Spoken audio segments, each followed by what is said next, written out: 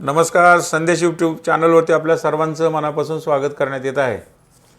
आज संदेशच्या स्टुडिओमध्ये राष्ट्रवादी काँग्रेस शरद पवार पक्षाच्या माध्यमातून जे सध्या निवडणूक सर्व तालुक्याची निवडणूक हाताळण्याचं काम करतायत असे या पक्षाचे जिल्हा सरचिटणीस आणि रावगाव म्हणजे आताचा पांडे जिल्हा परिषद मतदार संघ या मतदारसंघाच्या उमेदवार सौ राणीताई वारे यांचे पती संतोषजी वारे साहेब या ठिकाणी आपल्याकडे आले आहेत आणि त्यांना मी या ठिकाणी नमस्ते वारे साहेब. नमस्कार. वारे साहेब, सध्या करमाळा तालुक्याच्या जिल्हा परिषद पंचायत समितीच्या ज्या निवडणुका चालू आहेत त्या निवडणुकामध्ये खूप मोठं असं काय वादळ म्हटलं तर काय वावगं ठरणार नाही. घडीघडीला चित्र बदलतं आहे. घडीघडीला तुमच्या विरोधामध्ये असणारे लोक पॉवरफुल रीतीनं उभा दिसत आहेत. अशा एकंदर स्थितीमध्ये आपण जिल्हा परिषद पूर्वीची जी पांडे गटाची निवडणूक होती ती निवडणूक जिंकलेली होती. त्यावेळेला आपण बागल गटासोबत होता आणि नेमकं यावेळेचं जे चित्र आहे ते आपण शरद पवार राष्ट्रवादी काँग्रेसच्या पक्षातून उभे आहेत आणि बागल गट हे भाजपच्या माध्यमातून बागल गटाच्या नेत्या रश्मीदीदी बागल या उभ्या आहेत. त्याचबरोबर करमाळा तालुका विकास आघाडीच्या उमेदवार आणि सावंत परिवारातील ज्या काही ॲडव्होकेट राहुल सावंत यांच्या सौभाग्यवती या ठिकाणी उभ्या आहेत आणि त्यासोबत आपल्या सौभाग्यवती राणीताई उभ्या आहेत.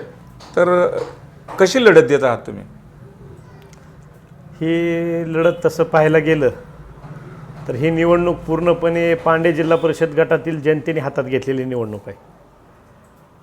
समोर उमेदवार कोण उभा आहे ह्याच्यापेक्षा ही निवडणूक एका वेगळ्या वळणावरती त्या ठिकाणी जाऊन थांबलेली आहे.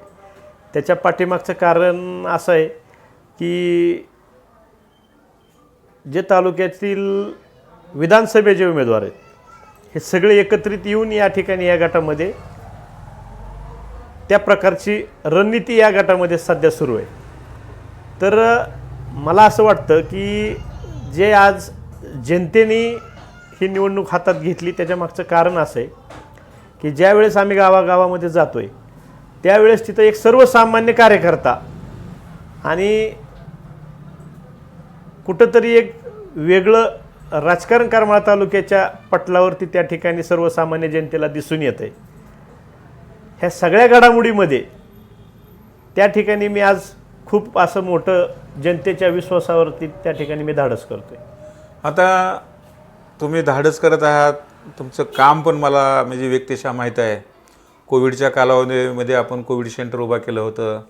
अनेक गावामध्ये किराणा मालाचे किट्स दिले होते. त्याचबरोबर पिण्याच्या पाण्यासाठी टँकरची सुविधा केलेली होती. कुकडीचं पाणी मिळवण्यासाठी तुम्ही प्रयत्न केलेले आहेत.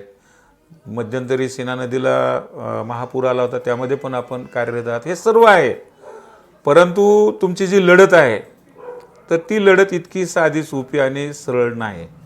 कारण तुमच्यासमोर एकाच वेळेला राष्ट्रवादी काँग्रेसमध्ये संजय मामा शिंदे गट आहे, त्याच वेळेला भारतीय जनता पार्टी म्हणजे बागल गट आहे आणि आत्ता जगताप गटाने पण त्यांनाच पाठिंबा दिलेला आहे की जो पाठिंबा आम्ही असं समजत होतो कालपर्यंत की तो पाठिंबा तुम्हाला मिळेल, पण तो पाठिंबा आता त्यांना दिलेला आहे. असे म्हणजे 3 दिग्गज गट असताना आणि दुसऱ्या बाजूला प्रस्थापित विद्यमान आमदारांचा गट असताना मतदारांच्या समोर तुम्ही कुठल्या म्हणजे कोणत्या माध्यमातून मतं मागत आहात तुम्ही? प्रथमतः मी आज पूर्ण 8 वर्ष जो जिल्हा परिषद 2017 पासून 2026पर्यंतचा जो कार्यकाळ आहे हा पूर्णपणे मी जनतेशी नाळ माझी जोडली गेली. आत्ताच मी सांगण्या अगोदरच आपण माझ्या कामाचा त्या ठिकाणी तुम्ही चर्चा केली की कोविड काळ असेल, पाण्याचे टँकर असतील, कोरोना काळात गोरगरिबांना अन्नधान्याचे किट असतील, त्याच्यानंतर आत्ता आलेला महापूर असेल, हे जे काम आहे हे कुठंतरी जनतेने मनावर घेतलं आहे की कामाचा माणूस म्हणून आज ज्यावेळेस मतं मागायला आम्ही जातोय त्यावेळेस लोकांच्या तोंडातून हा उच्चार येतोय की बाबा कामाचा माणूस आहे, आपण ह्याचाच विचार केला पाहिजेत. राहिला विषय तुम्ही आत्ता सांगितलं की असे गट एकत्र आलेत हे वगैरे वगैरे, शेवटी जनतेने मनावर घेतल्यानंतर किती जरी गट एकत्र आले तरी काही होणार नाही, कारण मतदार राजा हा सर्वसर्वे आहे, तो ठरवणार आहे काय करायचं आणि काय नाही. परंतु माझा मतदार राजावरती पूर्ण विश्वास आहे की जे मी 8 वर्ष झोकून जनतेसाठी रात्रीचा दिवस जे मी काम केलं आहे त्या कामाच्या मोबदल्यामध्ये ही सर्वसामान्य जनता, हा मतदार राजा नक्कीच त्या ठिकाणी मतरूपी मला आशीर्वाद देतील आणि येणाऱ्या 9 तारखेला 100% मी या जनतेच्या विश्वासावरती ठाम असं सांगू शकतो की नक्कीच गुलाला विजयाचा गुलाल हा आम्ही नक्कीच घेऊ. वारेसाहेब, तुमचा आत्मविश्वास खूप दांडगा आहे, खूप मोठा आहे आणि 9 तारखेचं तुम्ही थोडंसं आव्हान मांडलेलं आहे. आता मी तुम्हाला या दृष्टीने असा प्रश्न विचारतो की आता जे तुम्ही निवडणुकीला सामोरे जात आहात तर मतदारांसमोर काय भूमिका घेऊन जात आहात, तुमचं व्हिजन काय, भविष्यात तुम्ही काय काम करणार आहात किंवा तुमचा अजेंडा काय, ते काय सांगताय तुम्ही? प्रथमतः तर मी मतदार राजाकडे जात असताना माझ्या पाठीमागचा जो कामाचा जो आलेख आहे तो जनतेसमोर असल्यामुळं त्या ठिकाणी मी जनतेबरोबर जी आज चर्चा माझी चालू आहे, जे मी काय वचननाम्यात माझ्या लिहिलं आहे की ते मी प्रथम प्राधान्य मुलांचं शिक्षण असेल, त्याच्यानंतर आरोग्याचा विषय असेल, त्याच्यानंतर पाण्याचा विषय असेल आणि सगळ्यात महत्त्वाचा वाड्या वस्तीवरती जाणारे जे रस्ते आहेत की जे नॉन प्लॅन आहेत, जे प्लॅनमध्ये नाही आहेत, तर त्या माध्यमातून त्या ठिकाणी मी आमचं आपला मावळा संघटना असेल, निलेश लंके प्रतिष्ठान असेल, रोहितदादा फाउंडेशन असेल, ह्या माध्यमातून मी त्या वाडी वस्तीवरती ते रस्ते करण्याचं वचन त्या ठिकाणी मी त्यांना देतो आहे आणि त्या माध्यमातून त्या जनतेचा माझ्यावरती पूर्णपणे विश्वास आहे की जे काही आजपर्यंत आपण काम केलं आहे आणि इथून पुढे जे काही काम करणार आहे त्या माध्यमातून मी त्या मतदार राजांपर्यंत पोचतो आहे. दुसरा महत्त्वाचा मुद्दा, आज इतकी अवस्था वाईट आहे की समोरचे माझे जे उमेदवार आहेत, माझ्यासमोर जे उमेदवार आहेत त्यांचा कुठल्याही प्रकारचा त्या ठिकाणी गटामध्ये संपर्क नाही आहे आणि मी जे 8 वर्ष त्या गटामध्ये म्हणजे प्रत्येक गावामध्ये मग सुख असेल, दुःख असेल, कुणाचं लग्न कार्य असेल, कुणाचं अंत्यविधी असेल, वास्तुशांतीचा कार्यक्रम असेल, नाव ठेवण्याचा कार्यक्रम असेल, म्हणजे असा कुठलाही कार्यक्रम जाणून बुजून माझ्याकडून टळलेला नाही आहे. त्याच्यामुळं आज जनतेमध्ये फक्त आणि फक्त मला माझा स्वतःचा आत्मविश्वास आहे की मी जी लोकांपाशी काम घेऊन जातो आहे त्याच्यामुळं त्या मतदार राजाचा माझ्यावरती पूर्ण विश्वास आहे. आपण आता ज्या पद्धतीनं मांडणी केली, गेल्या 8 वर्षातलं काम असेल, लोकसंपर्क असेल, त्याचबरोबर विधानसभेला तुम्ही शरद पवार राष्ट्रवादी काँग्रेसचे उमेदवार आदरणीय नारायणआबा पाटील यांचं काम केलं असेल, एवढं सगळं असताना तुम्हाला विद्यमान आमदारांची उमेदवारी का मिळाली नाही किंवा ते या वेळेला तुम्हाला सोडून त्यांनी तालुका विकास आघाडी का या ठिकाणी निर्माण केली? तसं पाहायला गेलं तर मी आदरणीय जयवंतरावजी जगताप साहेबांचं मनापासून आभार मानणार आहे. जोपर्यंत युती आघाडीची चर्चा होती तोपर्यंत आदरणीय जयवंतरावजी जगताप साहेबांनी माझ्या नावावरती शिक्कामोर्तब आणि ते ठाम भूमिका होती की जर ह्या जागा माझ्या वाट्याला आल्या तर त्यातली जागा मी संतोष वारे यांच्या मिसेस राणी वारे यांना देणार.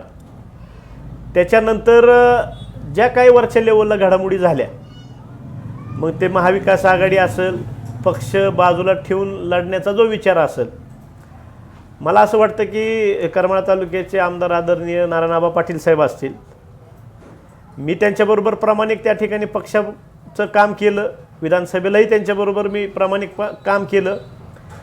परंतु अशी कुठली जादू त्या ठिकाणी घडली हे मला पण सांगता येणार नाही.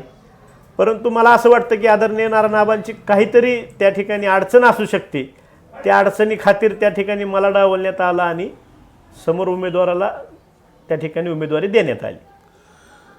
आता उमेदवाऱ्या झाल्या, प्रचार तर तुमचा चालू झालेला आहे, भविष्यातलं तुम्ही कसं काम करणार काय ह्याची तुम्ही सर्व बाब मांडलेल्या आहे.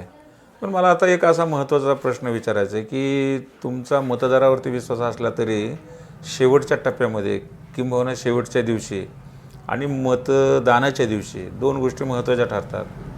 त्यामध्ये एक समूह आणि दुसऱ्या बाजूला एक मोह.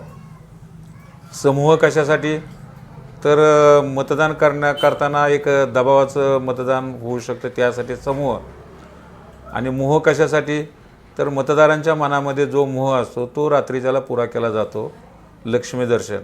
तर अशा मोह आणि समूह तुमच्या विरोधात आला किंवा येईल तर तुम्ही काय त्याचं नियोजन केलेलं आहे? प्रथमतः मी मतदार राजाला एवढंच सांगणार आहे की जर मोह लक्ष्मी दर्शन जर कुणाला झालं तर त्या मतदार राजांनी ते लक्ष्मी दर्शन अवश्य घ्यावं. त्याच्या मागचं कारण असं की ते लक्ष्मी दर्शन कुणाच्याही कष्टाचं किंवा शेतात पिकवलेल्या धान्यातून उत्पन्न झालेलं नाही आहे. ते गोरगरिबांच्या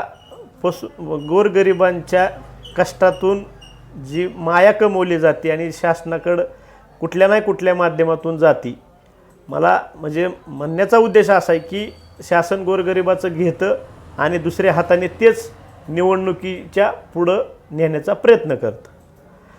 दुसरा मुद्दा तुम्ही मला सांगितला की माया. आज भारत देश स्वतंत्र होऊन 75-76 वर्ष झाले. मला एवढंच सांगायचं आहे मतदार राजाला की आपण दिवस रात्र कष्ट करतो आणि मग आपण का कुणाच्या गुलामीला आणि का कुणाच्या दडपशाही खाली जाऊन डॉक्टर बाबासाहेब आंबेडकरांनी जे आपल्याला जो एक मताचा अधिकार दिला आहे त्याला आपण का दबावापोटी कुणाला तरी कुणाच्या दबावापोटी तिराईत माणसाला जो आपल्याला पसंत नाही आहे अशा व्यक्तीला आपण तो का द्यावा, हा एक माझा मतदार राजाला संदेश यूट्यूबच्या माध्यमातून विनंती असणार आहे. आपण सगळेजण ह्या दोन्ही गोष्टीला न बळी पडता एक हक्काचा माणूस आणि एक सर्वसामान्य कुटुंबातून लोकांसाठी धडपडणारा कार्यकर्ता म्हणून ह्या दोन्ही गोष्टीला जनता आणि मतदार राजा फाटा देईल आणि नक्कीच त्या ठिकाणी आमच्या पाठीशी खंबीरपणे उभा राहील. आपण वारेसाहेब या ठिकाणी आला, चांगली भूमिका मांडली. आता जाता जाता तुम्ही मतदारांना काय आव्हान करणार, काय कशा पद्धतीनं तुम्ही मतदारांना विनंती करणार? एकदा विनंती करा म्हणजे समारोप करून टाकू. मी मतदार राजाला एवढीच या ठिकाणी विनंती करणार आहे की 7 तारखेला त्या ठिकाणी मतदान आहे.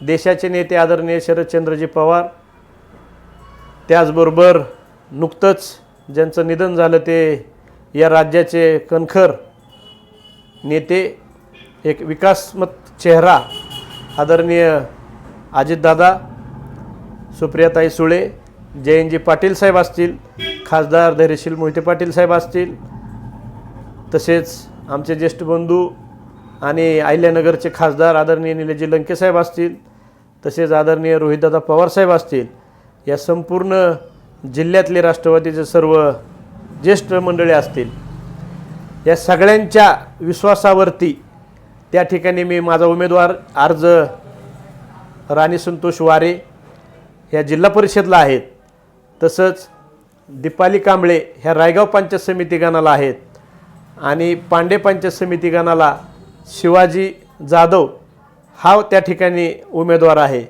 तरी मतदार राजाला मी एवढीच या ठिकाणी विनंती करतो की आम्ही तिन्ही उमेदवार सर्वसामान्य कुटुंबातील आहेत आणि आदरणीय देशाचे नेते शरदचंद्रजी पवार साहेबांनी ह्या देशासाठी आणि या राज्यासाठी साहेबांचं खूप असं मोठं योगदान आहे. तरी मतदार राजांनी आणि जाता जाता दादांनी एक सांगून गेलेत की दोन्ही राष्ट्रवादी एकत्रित निवडणुका लढवणार आहेत. मी मतदार राजाला एक कळकळीची विनंती करतो. दादांचं एक भाषण आहे, जिथं तुतारी आहे तिथं तुतारी वाजवा.